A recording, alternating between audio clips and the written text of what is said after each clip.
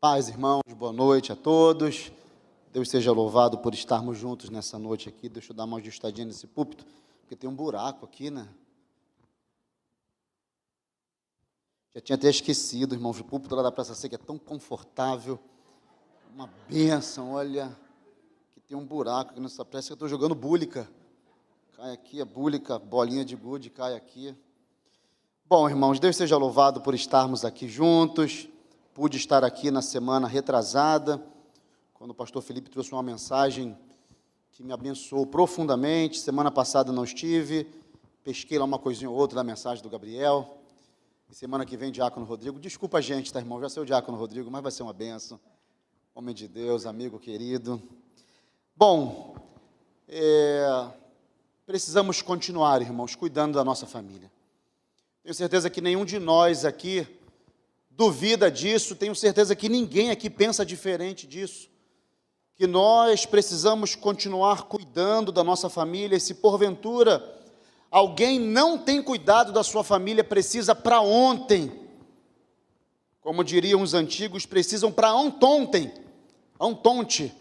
e começar a cuidar da sua família, porque a família ela está sendo terrivelmente atacada. A família ela está sendo terrivelmente aviltada, procuram fazer de tudo para fragmentar essa instituição que Deus criou, Deus estabeleceu a família ainda lá no Éden. Foi antes de o homem desobedecer a Deus, irmãos. Foi antes de o homem pecar, foi antes de Deus chamar Abraão, foi antes de Deus dar leis a Moisés. Desde o Éden, Deus estabeleceu essa instituição divina. E ela precisa ser cuidada por nós. Você acredita nisso? Ela precisa ser zelada por nós. Ah, pastor, mas eu não tenho família. Então, eu não me enquadro em nada disso aí que vocês estão falando. Tenho até vindo à igreja nessas últimas quintas-feiras, mas olha, eu não me enquadro nisso. Eu quero dizer para você que não, isso não é verdade. Ainda que você seja o único membro da sua família, você é uma família. Você é uma pessoa, você é um homem, uma mulher, você é um jovem que Deus estabeleceu. Você é um jovem, um homem, uma mulher a quem Deus deu fôlego de vida. Então deixa eu te falar, você é uma família. E como família, você precisa também, tanto quanto aquela família que tem marido, mulher, filhos, 1, 2, 3, 4, 5, 10, tanto quanto esses, você também precisa estar aos pés do Senhor e precisa cuidar desse patrimônio que Deus te deu. Mesmo que você seja uma única pessoa na sua família, você precisa cuidar do patrimônio da vida que Deus te deu. E eu quero compartilhar com os irmãos, dentro do tema que foi proposto para nós essa noite, princípios fundamentais que alicerçam e que enriquecem a família. Eu quero convidar você a ir na sua Bíblia, no Salmo de número 127, e ficar de pé junto comigo para fazermos a leitura de um único versículo. Eu lerei o versículo de número 1, fique de pé, por favor, do Salmo 127, eu vou ler o versículo 1, depois você vai repetir o versículo 1, e depois nós vamos juntos ler de novo o versículo 1 deste Salmo.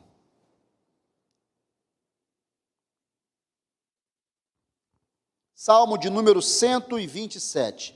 Todos acharam, amém? Diz então a palavra do Senhor: se não for o Senhor o construtor da casa, será inútil trabalhar na construção. Se não é o Senhor quem vigia a cidade, será inútil a sentinela montar guarda. Leia agora você.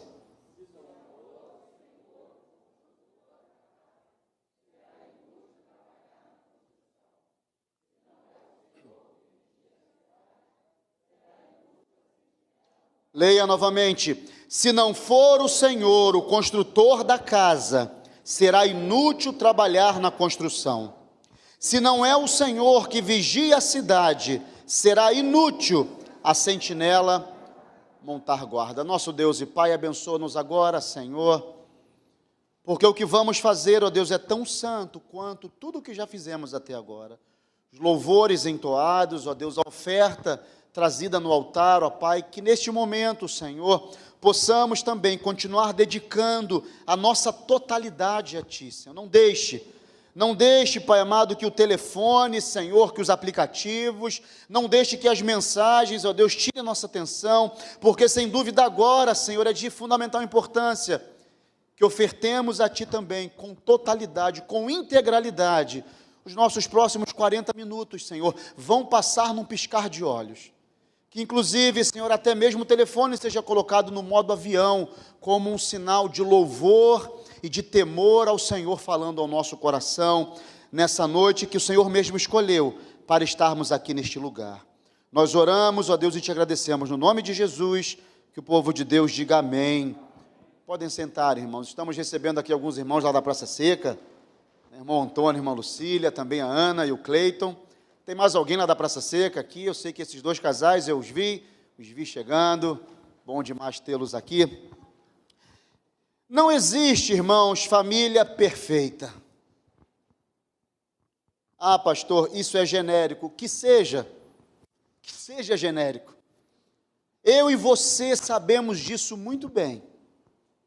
Podemos nos conhecer, né, de pouco tempo aqui na igreja, ou podemos nos conhecer já de muito tempo.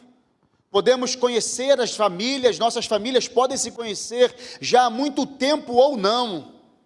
Isso é uma grande verdade, eu e você sabemos. Se a sua família tem 5 pessoas como a minha, né, aquele núcleo familiar ali, ou se a sua família é apenas de uma pessoa, você é a única pessoa da sua família, você sabe tão bem quanto eu que não existem famílias perfeitas.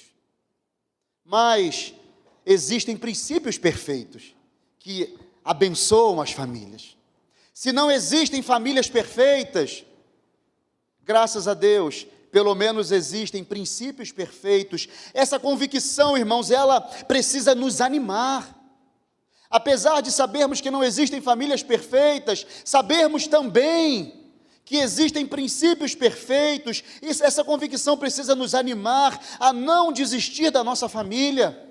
Essa convicção de que existem princípios perfeitos precisam nos animar a gastar tempo diante de Deus, agradecendo e intercedendo pela nossa família, chorando por ela, irmãos, quando necessário, ao invés de escondermos os seus problemas.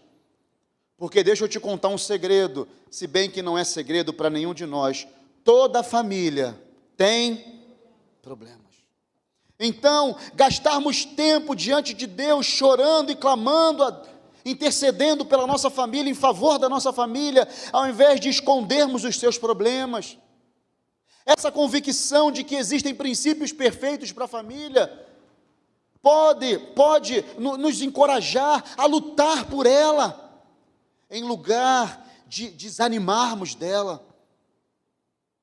Ainda que os filhos estejam consumindo a mim ou a você um pouco mais do que nós pensávamos lá atrás que seríamos consumidos. Ainda que um relacionamento familiar seja daquele núcleo mais próximo, seja de um relacionamento um pouco mais, de um núcleo mais distante, uma parentela mais distante, mas ao invés de desistirmos dela, nós lutarmos pela família. Que esse princípio em saber, que essa convicção de sabermos que existem princípios perfeitos para a família, continue nos encorajando, irmãos, a buscar novos caminhos para ela, novas oportunidades, ao invés de nós nos acomodarmos com o jeito que a família se encontra. Talvez a família de alguns aqui esteja passando por maus lençóis.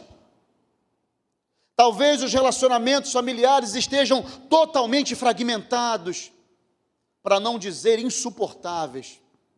Mas veja, por sabermos que existem princípios perfeitos para famílias imperfeitas, isso precisa nos encorajar, irmãos, a não nos acomodarmos com o estado que porventura possa estar a nossa família nesse momento. Nesse sentido, irmãos, as tarefas na família, para que seja um espaço de amor, para que seja um espaço de libertação, para que seja um espaço de encorajamento, para que seja um espaço de amar, de crescer e de frutificar. Essa é uma tarefa que cabe somente ao cônjuge daqueles que são casados. É isso? É claro que não. A tarefa, então, de zelar pela família, para que ela seja um espaço de amor, de libertação, de encorajamento, de crescimento, de frutificação, cabe somente essa tarefa às mulheres. É isso? Não. Cabe somente aos homens? Não. Essa é uma tarefa, irmãos, que cabe a todos nós. Aos pais, aos cônjuges, aos filhos, aos casados, aos solteiros, cabe a todos nós nos agarrarmos então aos princípios perfeitos que existem para famílias imperfeitas, como a minha e como a sua. Porque se assim como eu, você reconhece que a sua família também não é perfeita, olha, welcome, bem-vindo. Viu, na Praça Seca a gente fala inglês. Aqui a gente segurava um pouquinho assim, né? Não é isso, Ana, Cleiton? A gente não fala não, mas é brincadeira. Mas, bem-vindos. Se você reconhece então que a sua família também se encaixa nesse quadro de famílias imperfeitas, para as quais, graças a Deus, existem princípios perfeitos, bem-vindos então ao time, porque é exatamente nesse time que nós estamos, irmãos. Um escritor que já trata de família aqui no Brasil há muitos anos, o Jaime Kemp, ele diz que Deus idealizou a família para proporcionar ao ser humano, em especial, amor incondicional. Deus idealizou a família para suprir as necessidades físicas e emocionais de cada um dos seus membros, bem como suavizar a solidão e fornecer refúgio contra os turbulentos ataques que esse mundo faz contra a família. Deixa eu te falar uma coisa.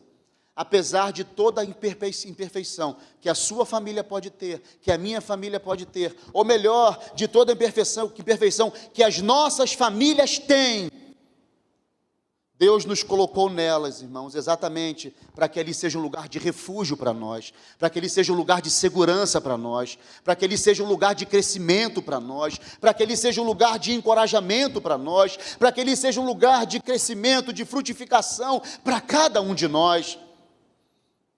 E talvez você não esteja nem querendo dizer um amém agora, porque os seus problemas têm sido grandes. Mas existem princípios perfeitos para famílias imperfeitas. Você acredita nisso?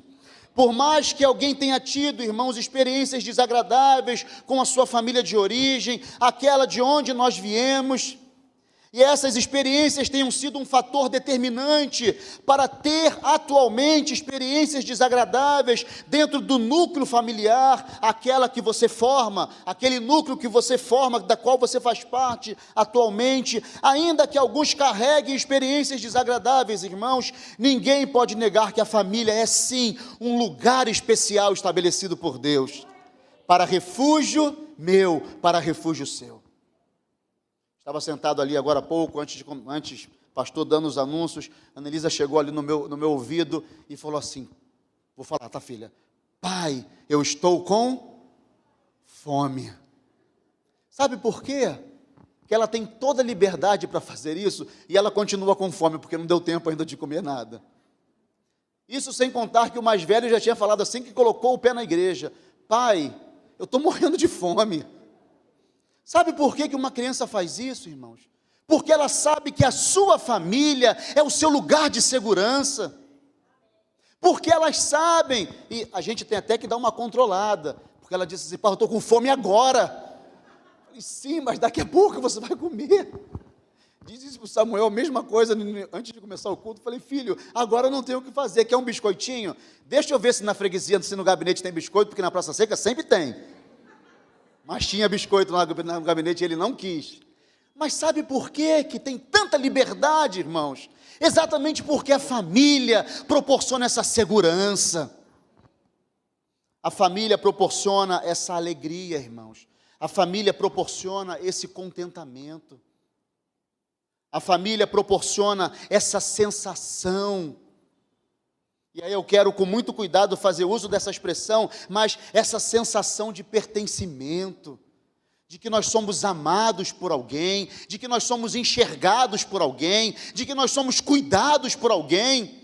E veja, ainda que você diga, pastor, eu não me enquadro nisso, peguei o pastor agora na curva, porque eu não tenho ninguém para cuidar de mim. Isso não é verdade, o Senhor cuida de nós.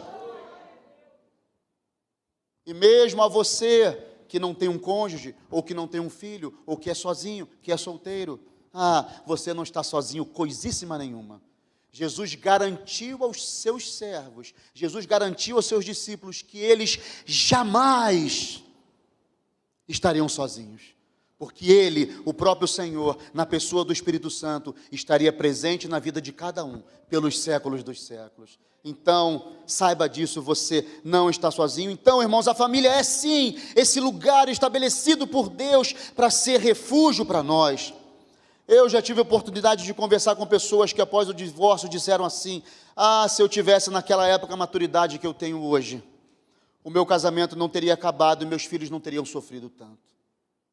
Já conversei com pessoas que disseram, se eu tivesse a maturidade que eu tenho hoje, na época em que dei tanto desgosto aos meus pais, eu faria tudo diferente. Porque, sabe por que pensam dessa maneira? Porque reconhecem que a família é uma instituição divina, é um lugar de bênção, é um lugar escolhido por Deus, tratado por Deus, proporcionado por Deus, para que nós cresçamos juntos. E aí, irmãos, não tenho como não fugir do nosso contexto, para que nós, como homens e mulheres de Deus, jovens de Deus, crianças de Deus, aprendamos ainda mais a respeito daquele que não poupou esforços para salvar a nossa alma, que entregou tudo que tinha, sua própria vida, permitiu que o seu sangue fosse derramado na cruz do Calvário, para que nós tivéssemos vida e vida em abundância.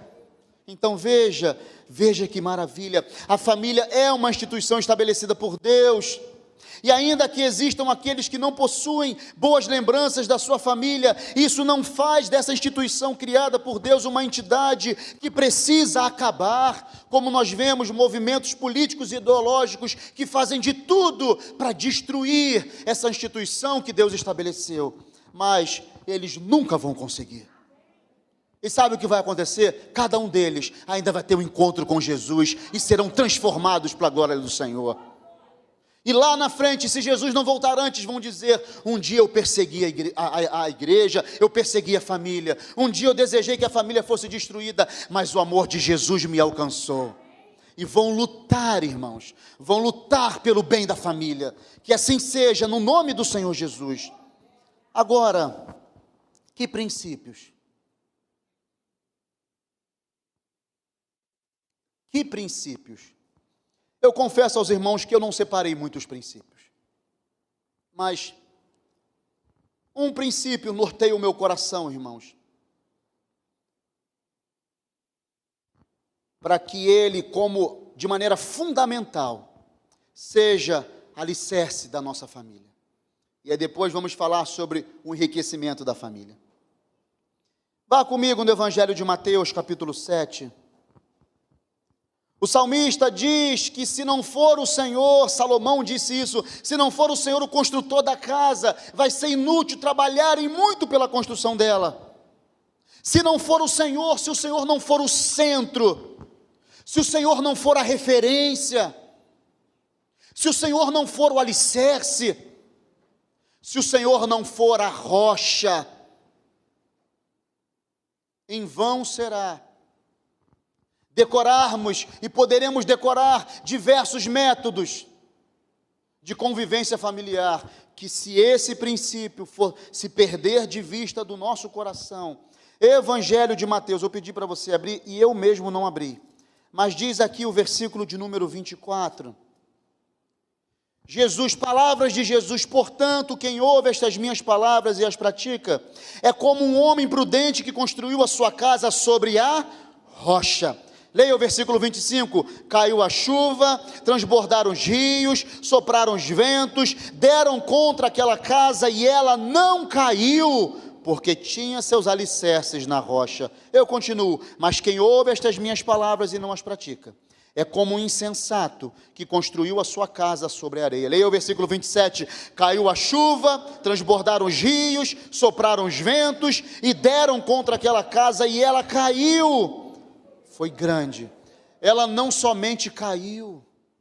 Uma casa que não está estabelecida sobre a rocha, uma casa que não está estabelecida, uma família que não está estabelecida sobre Cristo Jesus, ela não somente cai, ela cai e a sua ruína é grande, a sua queda é terrível. Irmãos, quando o coração de alguém está inclinado na direção errada, quando os desejos desse coração estão inclinados na direção errada, e eles são colocados à frente dos desejos de Deus, e as vontades desse coração são colocadas e são observadas na frente dos desejos e da vontade de Deus, podemos ter uma certeza, irmãos, perdoe-me aqui a expressão, mas vai dar ruim.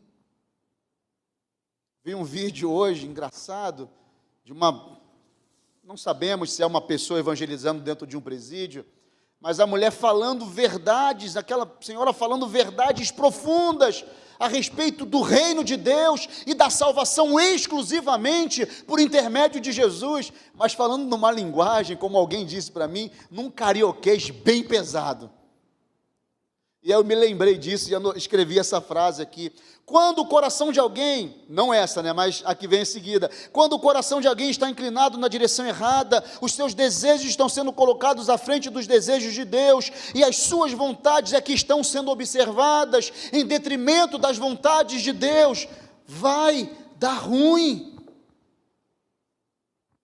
Não tem como servos de Deus conduzirem seus relacionamentos familiares fora dos parâmetros estabelecidos pelo Senhor. Jesus disse isso, nós acabamos de ler. O insensato ouve as palavras do Senhor, e ele faz o que com essas palavras? Ele despreza. O insensato, apesar de ouvir as mesmas palavras do sensato, o insensato, apesar de ouvir a mesma coisa, a mesma instrução daquele que não somente ouviu, mas que deu ouvidos, ele escolhe fazer diferente, ele escolhe estabelecer uma construção qualquer, ele escolhe estabelecer um relacionamento familiar qualquer, ele escolhe estabelecer uma família qualquer, e o que vai acontecer, irmãos? Vai dar ruim. Vai dar ruim, vai cair a chuva, vai soprar os rios, e quando a queda acontecer, essa queda será grande. O insensato ouve as palavras do Senhor e as despreza. Despreza de que maneira? Eu listei aqui algumas coisas, de como alguém pode desprezar as palavras do Senhor nos nossos dias. De maneira bem prática, para o nosso dia a dia. Insensatos nos nossos dias desprezam a palavra do Senhor, quando deixam os youtubers educarem os seus filhos.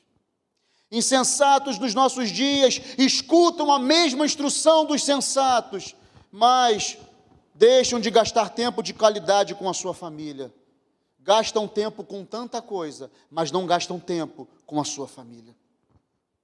Permitem que os insensatos, apesar de ouvirem as mesmas instruções que os sensatos, eles, por não darem ouvidos, nos nossos dias permitem que as redes sociais sejam mais importantes do que o seu convívio familiar.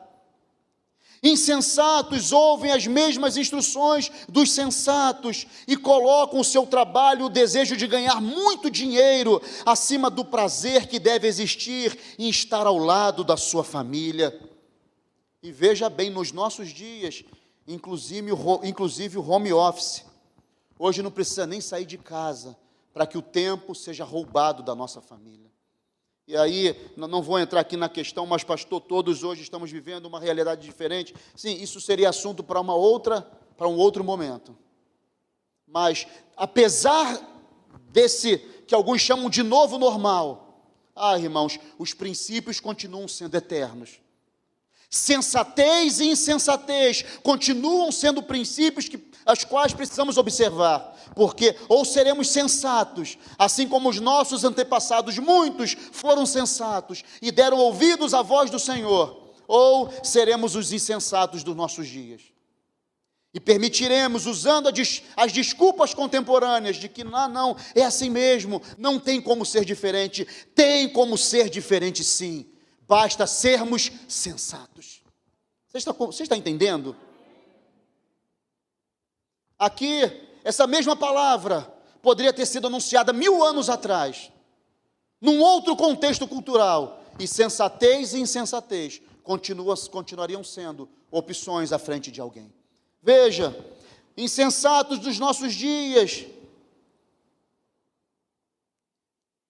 fazem com que maridos desprezem a esposa com raiva de alguma coisa, ou a esposa despreze o marido por picuinhas bobas. Insensatos continuam desprezando as palavras do Senhor quando não intercedem em oração pela sua família. Insensatos dos nossos dias continuam negligenciando as palavras do Senhor quando não disciplinam em amor os seus filhos e deixam eles fazerem o que querem fazer. E talvez não façam ideia, ou façam, mas estão cobertos de preguiça. Fazem a ideia de que essas crianças vão se tornar crianças insuportáveis, egoístas. Crianças que têm tudo na mão se tornam crianças egoístas. Vão pensar que podem pegar essa realidade de dentro de casa e levar para o lado de fora. E lá fora ninguém vai ter pena de uma criança egoísta, de um jovem egoísta, de um homem egoísta. Vai viver sozinho. Porque aqui atrás, pais insensatos não foram capazes de instruir a sua criança no temor do Senhor. Vejam, irmãos, vejam como isso é sério demais. O que Salomão nos ensina em Provérbios 22? Instrui a criança no caminho em que ela deve andar. Instruir, educar, isso dá trabalho, irmãos.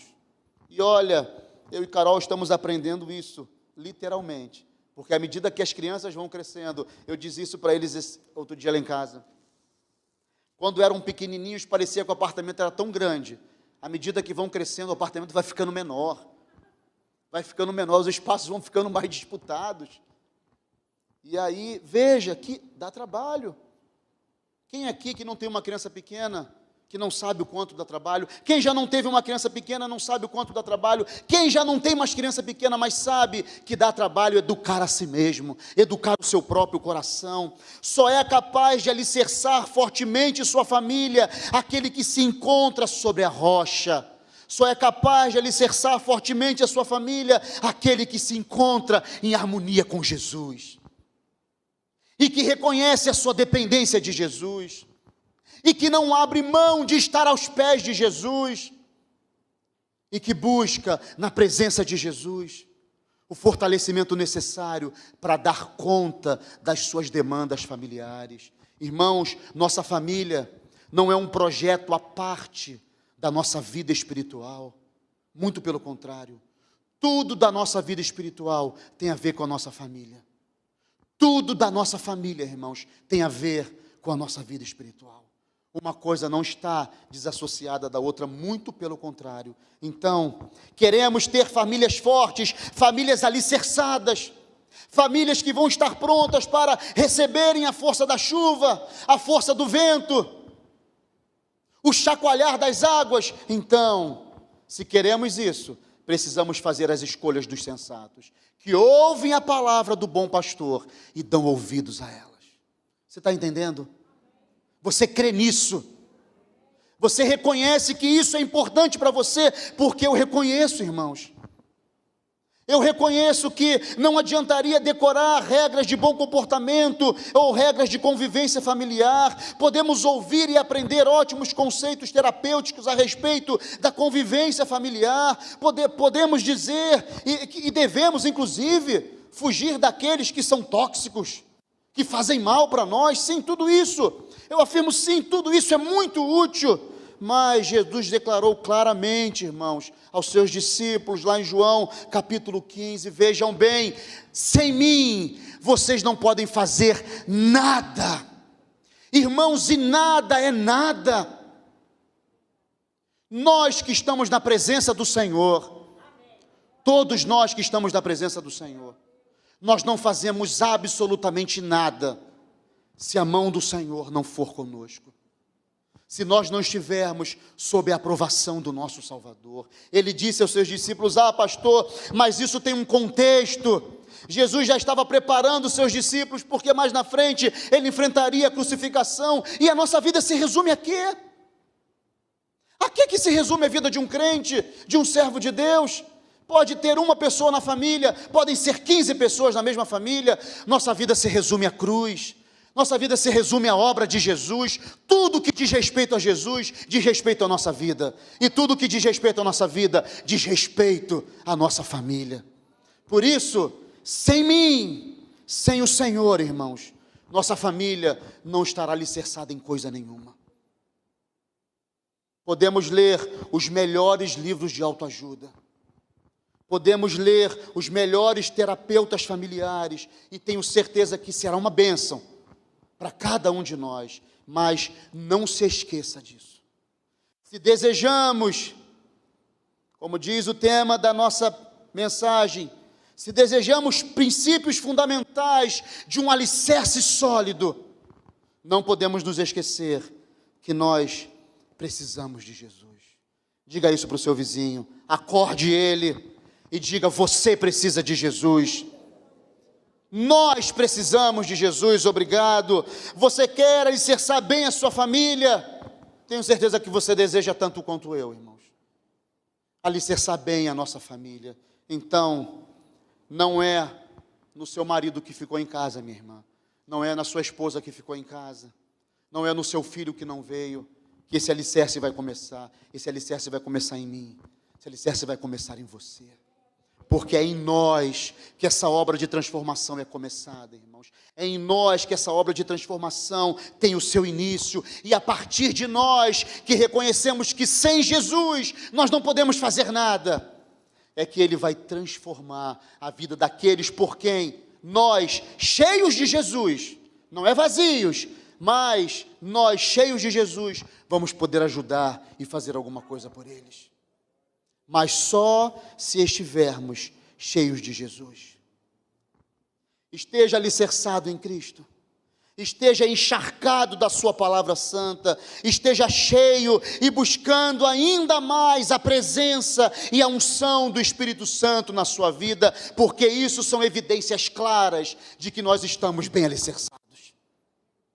Pela boca do profeta Jeremias, Deus disse: vocês me procurarão e me encontrarão quando vocês me buscarem de todo o coração de vocês. Então, busque a Jesus, busque ao Senhor, busque mais da sua presença. Aos Efésios, Paulo disse: não se embriaguem com vinho. Alguns costumam dizer: olha, não percam tempo com coisas que são fúteis. Não gastem tempo demasiado com aquilo que não significa muita coisa, mas encham-se do Espírito. Busquem o Espírito, gastem tempo buscando essa presença de Deus maravilhosa, gastem tempo buscando a unção do Senhor sobre a sua vida, sobre a sua cabeça, porque uma vez, estando cheios, irmãos, cheios dessa unção, cheios dessa presença, estaremos bem alicerçados para fazer da nossa família uma família alicerçada num princípio fundamental de alicerce, que é inegociável: a presença de Deus dentro do nosso lar. Você concorda com isso? Você concorda com isso? Lembre-se, você está estabelecido na rocha que é Jesus, e por causa disso, você, nós estamos cheios do Espírito Santo. Estamos, irmãos? Estamos cheios do Espírito Santo.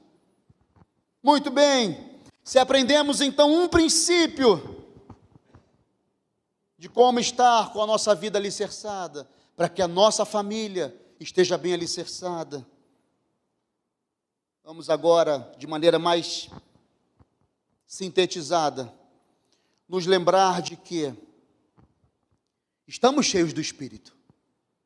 Se estamos cheios do Espírito, e nós estamos, amém? nós então devemos doar desse Espírito. Nós então vamos pegar porções disso que está enchendo a nossa vida, desse poder, dessa alegria, desse entusiasmo que o Espírito Santo coloca no coração do servo de Deus, desse encorajamento que não faltou aos nossos irmãos no passado, encorajamento que não faltou ao coração de nenhum dos apóstolos da igreja, discípulos de Jesus, tanto é que todos eles deram a sua vida até o final pela causa do Evangelho. Então nós vamos pegar porções dessa alegria, que eu vou chamar abertamente, do Espírito de Deus no nosso coração, e nós vamos doar disso para a nossa família. E nós vamos compartilhar desse Espírito, nós vamos sim doar, dar do Espírito para aqueles que são as pessoas mais importantes da nossa vida. Porque as pessoas da nossa casa, irmãos, são as pessoas mais importantes da nossa vida. A pessoa mais importante da nossa vida não é a pessoa que paga o nosso salário. A pessoa que paga o nosso salário, a empresa que paga o nosso salário, ou a autarquia que paga, ou o poder que paga, talvez o municipal, ou estadual, ou federal, não importa, mas não são eles os mais importantes. Os mais importantes da nossa vida são aqueles de dentro da nossa casa. E uma vez que nós estamos cheios desse Espírito, e só estamos cheios desse Espírito porque estamos alicerçados em Jesus, Ele é a nossa rocha, Ele é o nosso fundamento. Então nós vamos pegar desse Espírito e vamos dar dele para aqueles que estão à nossa volta. Pastor, mas como eu vou fazer isso? Gálatas 5, abra sua Bíblia aí. Veja o que Paulo disse à igreja da Galácia, não a igreja da galáxia, mas a igreja da Galácia. Veja o que ele diz aqui a partir do versículo 16 do capítulo 5.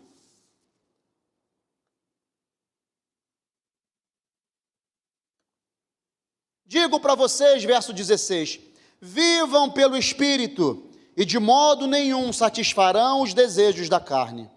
Pois a carne deseja o que é contrário ao Espírito, e o Espírito o que é contrário à carne. Eles estão em conflito um com o outro, de modo que vocês não fazem o que desejam. Mas se vocês são guiados pelo Espírito, não estão debaixo da lei. E nós somos guiados pelo Espírito, amém, irmãos? Ora, as obras da carne são manifestas: imoralidade sexual, impureza e libertinagem, idolatria, feitiçaria, ódio, discórdia, ciúmes, ira, egoísmo, dissensões, facções, inveja, embriaguez, orgias e coisas semelhantes. Eu os advirto, disse Paulo, como antes eu já os adverti. Não foi a primeira vez que ele falou isso, veja. Não herdarão, aqueles que praticam estas coisas, não herdarão o reino de Deus. E aí, chegamos naquela parte em que eu respondo para você: como nós vamos então compartilhar desse Espírito? Bom, o nosso pressuposto é: estamos alicerçados na rocha. Esse princípio de alicerce, nós não vamos abrir mão, amém, irmãos? É onde nós estamos fincados. Jesus é a nossa rocha, é nele que nós estamos. Bom, só estamos em Jesus, só podemos estar em Jesus, eu e você sabemos disso, porque estamos cheios do Espírito, porque ninguém pode dizer Senhor, ninguém pode levantar a mão, ninguém pode reconhecer a Jesus como seu Salvador e Senhor, como dono da sua vida, se não for por intermédio do Espírito. Então, uma vez, e esse é o nosso pressuposto, que nós estamos cheios do Espírito Santo, o que nós fazemos com as pessoas que são as mais importantes da nossa vida? Como compartilhamos então? Como nós enriquecemos, como nós dividimos com eles esse princípio de enriquecimento. E se você leu esse título da mensagem e pensou que eu ia falar de dinheiro monetário, não. Mas eu sei que assim como eu, você sabe que essa riqueza não tem preço. Veja então como nós doamos do Espírito que temos para as pessoas mais importantes da nossa vida. Leia a partir do versículo 22. Mas o fruto do Espírito é alegria, paz, paciência, amabilidade, bondade, fidelidade, mansidão e domínio próprio. Contra essas coisas não há lei. Leia de novo o versículo 22. Mas o fruto do Espírito é amor, alegria, paz, paciência, bondade, fidelidade, mansidão e domínio próprio. Contra essas coisas não há lei. Meus irmãos, um princípio de riqueza para nós, que chega ao nosso coração nessa noite, é exatamente esse: compartilhe o Espírito. Você que está cheio do Espírito, doe desse Espírito, como Paulo ensinou aos irmãos aqui da igreja dos Gálatas. Seja, pastor, mas isso, isso agora dá pano para manga, a gente precisa de pelo menos mais uns 3 meses, só para a gente meditar em cada uma dessas virtudes. Não, sim, talvez, calma, só um minuto. Todos nós estamos nessa escola, irmãos, todos nós. Quem de nós não precisa amar um pouco mais? Quem de nós não precisa se alegrar um pouco mais?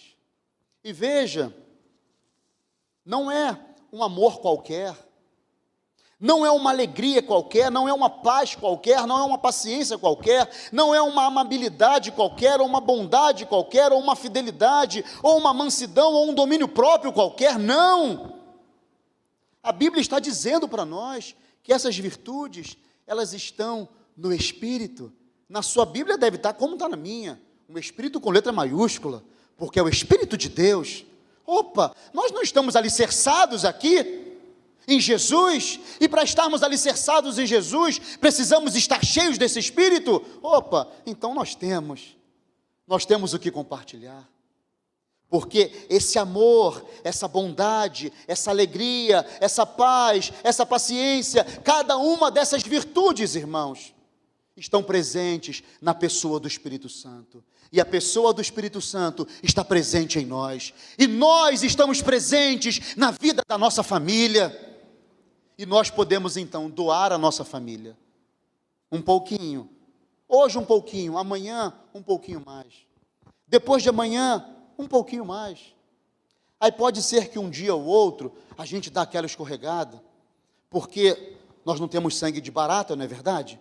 E aí não fomos tão amáveis como gostaríamos de ser, só que nós nos lembramos disso, e exatamente porque nós estamos cheios desse Espírito, exatamente porque existe um princípio de alicerce sólido na nossa vida, consistente, duradouro, nós então pensamos, hoje eu dei uma escorregada, mas a partir de agora, eu não vou escorregar de novo não, eu quero compartilhar, eu vou amar mais, eu vou me alegrar mais, eu vou ter mais paz, mais paciência, mais amabilidade, mais bondade, irmãos, todos nós estamos na mesma sala de aula, no que diz respeito a isso aqui, porque todos nós precisamos aprender a doar mais, do Espírito que enche o nosso coração, e aqui está um princípio de riqueza, que dinheiro nenhum pode comprar.